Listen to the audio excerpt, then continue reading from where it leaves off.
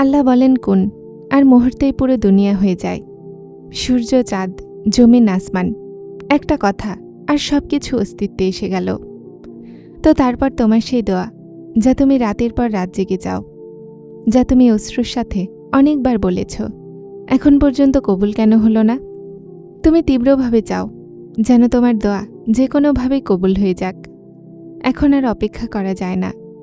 প্রতিটা নামাজের পরে হাত তোলো, চোখগুলো বন্ধ করে নাও, আর মনে বাস একটাই প্রশ্ন থাকে যে শেষমেশ আমার দোয়াগুলো কবে কবুল হবে।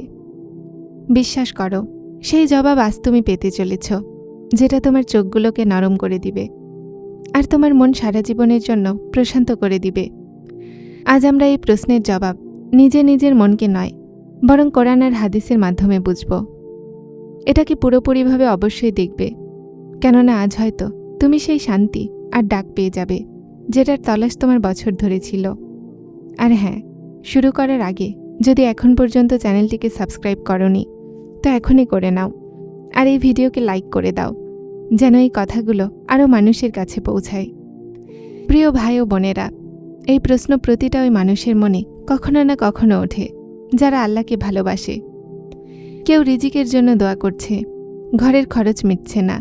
কেউ সন্তানের জন্য দোয়া করছে, বছর ধরে অপেক্ষা করছে।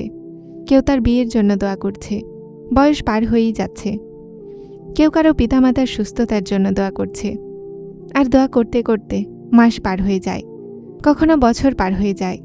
আর মনে একটা প্রশ্ন বারবার আসে যে আল্লাহ কি আমার উপরে অসন্তুষ্ট?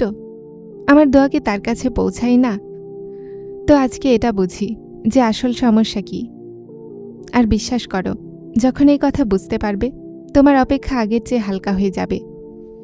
আগে এটা বুঝে নাও যে কুন ফায়াকুনের মানে কি।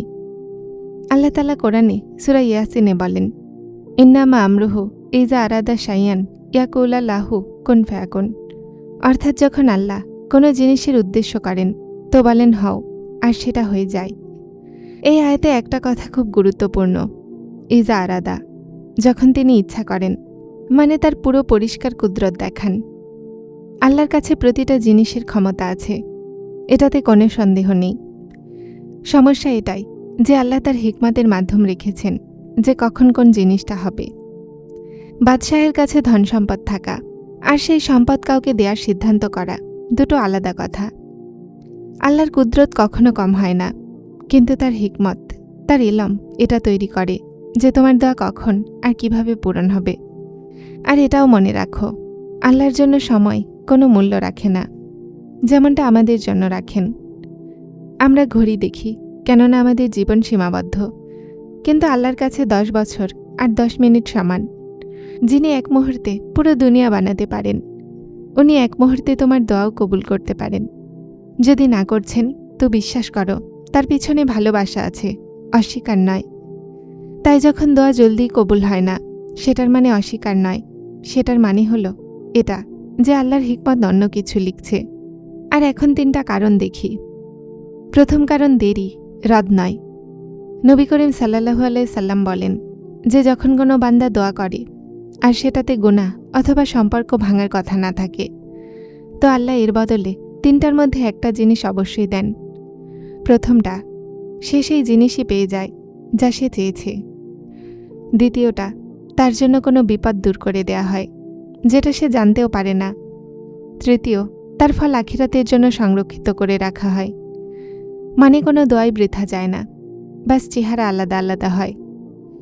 কৃষক বীজ বপন করে, ফসল ওই দিনই ফলে না। সে পানি দিতে থাকে, সূর্যের তাপ সহ্য করে, আর যখন সময় আসে বীজের থেকে অনেক গুণ বেশি ফলন হয়। তোমার দোয়াও একটা বীজ। দেরির মানে অস্বীকার নয়, সঠিক সময়ের অপেক্ষা। আর একটা কথা শোনো, আল্লাহ সেই বান্দাকে ভালোবাসেন যে বারবার চায়। হাদিসে এসেছে যে আল্লাহ সেই বান্দাকে ভালোবাসেন যে তার কাছে যায়। তো এই যে দেরি হতে পারে এটা শাস্তি নয়, বরং তোমাকে তার নিকটে নিয়ে যাওয়ার একটা মাধ্যম। দ্বিতীয় কারণ, দোয়া করা নিজেই একটা নিয়ামত। কখনো ভেবেছ যে রাতে তোমার মন আপনা আপনি কেন ওঠে? তোমার হাত আপনা আপনি কেন উঠে যায়? যদি আল্লাহ তোমার থেকে দূরে থাকতেন তো তোমার মন কখনোই তার দিকে টানতই না। যেই মনে আল্লাহর ভালোবাসায় থাকে না, সে রাতে আপনা আপনি ওঠে না।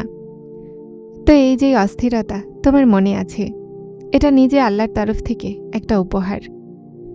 যদি আল্লাহ কাউকে দিয়ে দোয়া করতে না চাইতেন তো তোমার মন শক্ত হয়ে যায়, ইবাদতের খেয়ালই আসতো না। কিন্তু তুমি এখন পর্যন্ত চাইছ, এখন পর্যন্ত আশা রেখেছ। এটা নিজে একটা খুব বড় নিয়ামত, যেটাকে আমরা অনেক সময় না দেখা করে দেই, কেননা আমাদের নজর শুধুমাত্র ওই জিনিসে থাকে যা আমরা চাচ্ছি, এই সম্পর্কে নয় যা আমরা আল্লাহর সাথে তৈরি করছি।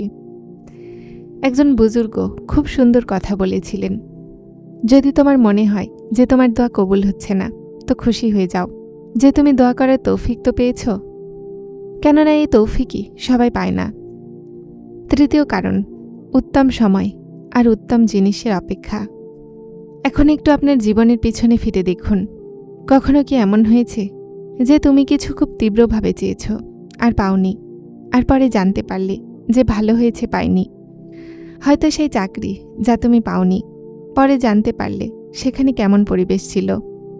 হয়তো সেই সম্পর্ক যেটা ভেঙে গিয়েছিল, পরে বুঝতে পারলে যে এটা তোমার জন্য সঠিকই ছিল না। আল্লাহ কোরআনে বলেন যে হতে পারে তুমি কোনো জিনিসকে অপছন্দ করো আর সেটা তোমার জন্য কল্যাণকর, আর হতে পারে তুমি কোনো জিনিসকে পছন্দ করো আর সেটা তোমার জন্য অকল্যাণকর। আল্লাহ জানেন আর তুমি জানো না, এটাই ওই আসল কথা। আল্লাহ শুধুমাত্র এতটুকু দেখেন না যে তুমি কি চাইছ, উনি এটা দেখেন যে তোমার জন্য, তোমার পুরো জীবনের জন্য, তোমার আখিরাতের জন্য কোনটা উত্তম। তোমার রব নিকটে আছেন আর তোমার জন্য স্বস্তির পথ খুলছেন। যদি আজকের ভিডিও আপনার মনকে শান্তি দিয়েছে অথবা দোয়ার ব্যাপারে আপনার দৃষ্টিভঙ্গি বদলে দিয়েছে, তো কমেন্টে অবশ্যই বলুন যে আপনার এই ভিডিও কেমন লেগেছে। আর মনে রাখুন, দোয়ার সাথে সাথে সবরকে কখনোই ছাড়বেন না। আল্লাহ তার বান্দার দোয়া শোনেনও, জানেনও, আর উত্তম সময় কবুলও করবেন। আল্লাহ আপনাকে সবর দান করুন, আমিন। যারা চ্যানেলটিতে নতুন এসেছেন তারা হেদায়েত চ্যানেলটিকে সাবস্ক্রাইব করে আমার সাথে থাকুন এবং অবশ্যই ভিডিওগুলোকে লাইক শেয়ার করবেন। আসসালামু আলাইকুম।